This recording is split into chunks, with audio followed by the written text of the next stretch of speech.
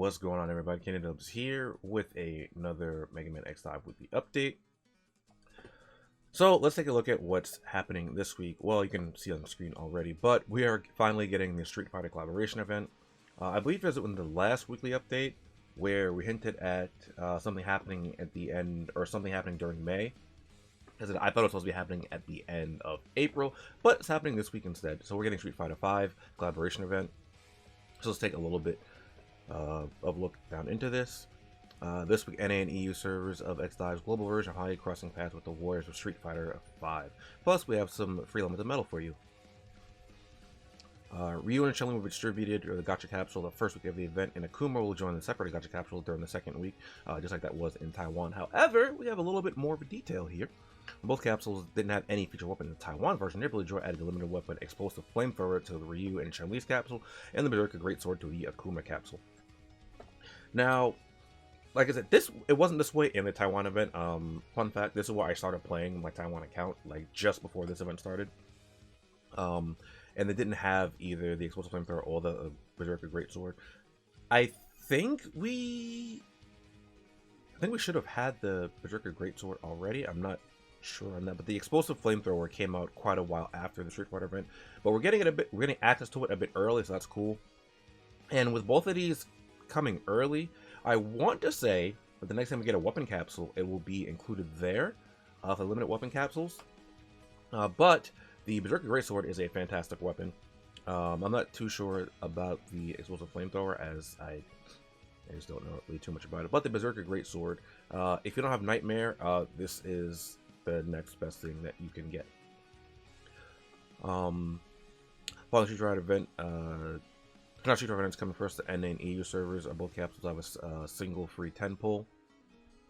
So that's good. Wait, both capsules? Oh, okay, so both of these will have a single free 10 pull. Oh, okay, that's really, really good. I thought it was only going to be on the Chun-Li and Ryu banner.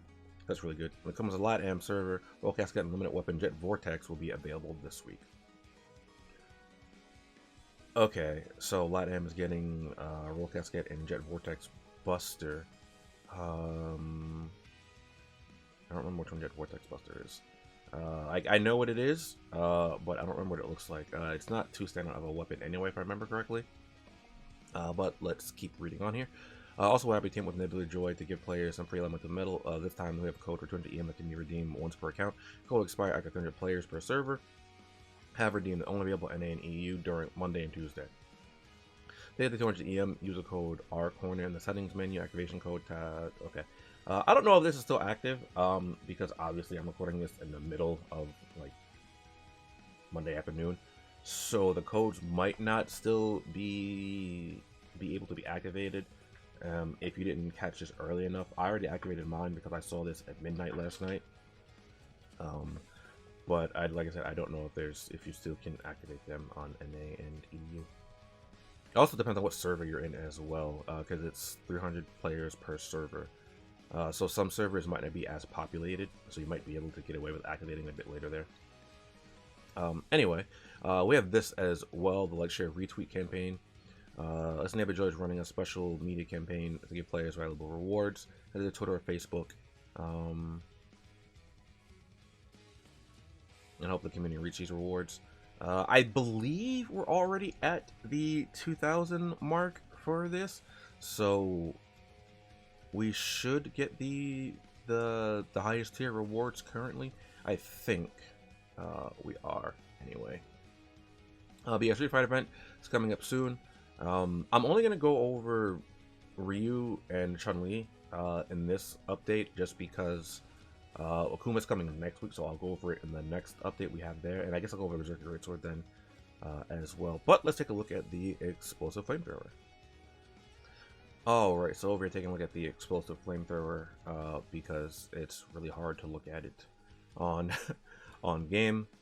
It's a sprayer type weapon. It also inflicts burns as fiery radiation. You can see here. The flame is blue, so that's pretty cool. First whip incendiary round. Release additional balls of fire when attacking. The fireballs will detonate after hitting a target, causing 40%, or roughly 41% down targets in range. Going to be triggered again by a 3-second cooldown. Attack increase attack by 63 when equipping this weapon. Continuous damage special attack. When you hit a target and continuous damage status, increase damage by 10%. So that's good because this weapon inherently has continuous damage status on it with the burn. Slash fire. Gain enhanced crit when a weapon runs out of energy. So when this weapon runs out of energy, you gain enhanced crit. It doesn't tell me how much ammo you have here. Oh, wait. Nope. I was hoping. 30 energy. Okay, never mind. Shows it right there. Click. Power increases damage rate by 5%. And then full combustion increase the damage of incendiary round by 40% with the chance to trigger slash fire after hitting a target. Oh, that's cool. Except it doesn't tell me what the chance of triggering slash fire is. Like it tells me increase damage of incendiary round by 40%. So this by 40%. So I know exactly how much damage this does, but it doesn't tell me what the chance of triggering that is, which is one of the things I don't like. And I guess this doesn't have any hidden skills. I thought it was. Oh, it's also apparently based off of Blazing Flizzard from Mega Man 03. I don't know who that is. Mega Man 0 games are hard, and I played like 2 of them. So that was lots of fun as a child. But now let's take a look at Ryu and Chun-Li. Okay, so we're taking a look at Chun-Li first because I actually own Chun-Li, whereas I don't own Ryu. I like Chun-Li in this game. I don't know much about Street Fighter, but I was like, I'll pull for Chun-Li and Ryu. Like, it's something to kind of get me started. And I wanted Chun-Li more, and I ended up getting her. So let's take a quick look at her art here. Very nice. So Chun-Li has her 2 skills. She has her spinning bird kick, where she does damage by spinning upside down towards the enemy. I don't know how that's possible, but you know what? Go for it. I'm not the one that makes these things. You take no damage while the skill's active. It's really, really nice. So for the chips, you have Showtime, so you don't have to make status effects. Skill Seal, so the target hit will be unable to use skills. And I can't pronounce like half these things. Kakakurin Kyaku, maybe increases the number count by 1, so you'll get 3 charges of this instead of 2. Maybe you want that. I feel like this would be better for PvP. This is also pretty good. You get a speed boost when using this as well, so this would definitely be good for race mode. But all 3 of these chips can be used in like a PvP manner though, so all 3 of these are very good for that. Next up, we have Hoyokusen. I probably said that wrong, but please don't get mad. This is the one where she releases a flurry of kicks. So here we have power increase, increases damage rate by 5%. Weapon seal, so the target cannot use weapons after getting hit with this. And we have Hake, which stuns the target or renders them immobile after connecting. This is very, very nice for PvP. This is okay, I guess. You can kind of like hard silence the opposition if you hit with this, and then you hit with this, then they can't really do much. Unless they have preventive shield, and then you're just sad because it doesn't go through preventive shield. And then this can obviously stun the opposition, so you can get more damage in, so that's very, very nice as well. Not so much for PvE. For PvE, like you'll probably just want to use this one. But this move actually does a lot of damage. One of the things that helped me out a lot when early on in my account was just getting close to bosses that I was underpowered for, and Chun-Li would just take like 1.5 bars off of them like Magma Dragoon. Oh boy, it was real nice. Anyway, for passives, become accelerated after using spinning bird kick, and it stacks up to 3 times. So if you add the extra kick in, you can get 3 stacks of speed, which is also pretty decent for race mode. It helps out in PvP as well. Oh, we have Kokyu. When activating Hoyokusen, gain an enhanced defense effect. Stats and duration equal to the amount of movement speed you have gotten from your other skill. So you can use this twice, and then you get 2 stacks of defense. I'm not. Actually, never mind. I almost said I'm not sure what the potency of this would be, but it's whatever you got from this would be the potency for this. All right. So if you have 2 stacks, so you're at 26%. Roughly 27% speed. You get roughly 27% damage reduction from this as well. And the status will not be offset by interference status. Okay, so this, you can't remove this with interference. That's when we have Kiku. When HP is 50% or higher, increase damage by 8% and reduce damage taken by 8%, which is very, very nice. Just mitigation and damage amp. Searching out when HP falls below 50%, recover 10% of your HP. This effect will only be triggered once again after 10 more seconds. Now this one is nice. This is kind of similar to the Third Armor X passive, where I think it's called his healing chip. I think his is every 7 seconds, but you also have to stand still with his. So that kind of sucks. You also don't have to be below 50%. It's just every 7 seconds while standing still. Whereas with Chun-Li, you can still be mobile while waiting on this. You just have to be below 50%. And finally, we have Kirin. When activating Hoyokusen, gain enhanced damage with effect, stacks, and duration equal to the movement speed you have gotten. Okay, so Chun-Li just likes to buff herself with her skills, which is nice. You know, it's always nice to have self buffs in your kit. So she has speed, damage mitigation, and damage amp in her kit, which is very, very nice.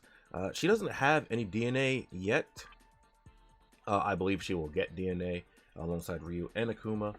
And the thing that I don't know when. That's just me. I think the event will recur at some point. Because if it doesn't, that makes crossover characters look really bad. But we've already seen the Monster Hunter event recur, so I think it's much more likely for it to recur than not to recur, especially because it was this event just before we got DNA. So I don't know much about Street Fighter or like when their games are like, you know, we're gonna have the next big event, but I reckon once one of those happens, we'll have a recurrence of the Street Fighter event. Maybe we'll get some more Street Fighter characters. Alright, and here's Ryu. So Ryu is more of a defensive oriented character in this game, apparently. I don't know if he's like that in Street Fighter. Like, I'm not sure. But let's take a look at his art. Looks pretty cool, he looks kind of stocky in this. I think it's just because of his gi. The way that his gi is angled. I think I said the right word. I'm not sure if that's called the gi or not. Yeah, I think it's just like the way it looks on the model. But we have Shinku Hadouken. Deals a lot of damage to the target. If you're in Denjin status, the attack will be enhanced as Denjin Hadouken, which will deal greater damage and cause the target to be immobile. We'll get to that in a second. But first up over here, Undo Shield. When hitting a target, removes the target shield. That's very, very nice. Shields are pretty fat to get rid of in PvP. Mobility reduces prep time by 20%. And Shinku Denjin. Denjin Hadouken can now go through terrains and barriers, which is cool.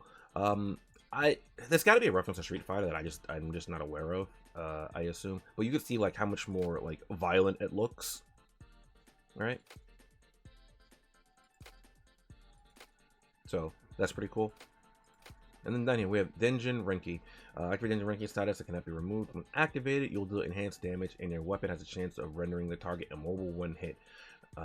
After it's triggered, the skill can only be triggered once again after a 2-second cooldown, and you're invulnerable against damages and negative stats effects the moment you activate Denjin Renki. So while you're activating this, you're immune to damage and status effects. So that's good. And while this skill is active, you have a good chance of causing immobile status with your weapon. Now, if I remember correctly, I think it's like 10 seconds this is active or so. This has like a 30-second cooldown or something to that effect. But once you're in this status, you get the Denjin status, and then that's when you get the Denjin Hadouken. So let's see what else we get during this. Gain 2 stacks of enhanced defense status that also function in conjunction with Eternal Challenger. Well, we haven't gotten to that yet, but you know. Denjin Boost increases the chance of causing the target to become immobile when hit by 50%. Like, they don't tell us what the chance is, so increase it by 50% doesn't really mean anything, right? Because like if it's 2% to hit them immobile, well, great. Now it's 3%, but obviously it's not that low again. Just using it as an example because they don't tell us the numbers. And Martial Quintessence, remove all negative status effects you have. So that's pretty cool. Unless you have no skill, then you can't even use this, so that'll be unlucky. I like this one though. This is probably the best one to have for PvP, I reckon. Or maybe this one. I don't know. Because this doesn't show numbers, I don't really like it as much. Because 50% could be like not a lot of a boost. Anyway, Eternal Challenger, gain enhanced defense status once every 6 seconds that reduces damage you take by 5%. Stacks 10 times and function in conjunction with parry. So every 6 seconds you gain damage reduction. That stacks up to 10 times. So you can get up to 50% damage reduction. So that could be pretty good. Mobility reduces the prep time of Denjin Rinki by 20%. It's not bad. Lone Sinker. After you use Denjin Rinki, you can use Denjin Hadoken again. When you defeat a target with Hadoken, recover HP equal to about 30% of the attack. That's a fat heal. If you defeat a target with Hadoken, that's really, really good in PvE stages. So you could have some source of healing. And you get to use Hadoken again. So you can Hadoken, Renki, and then Hadoken while you're in Denjin status.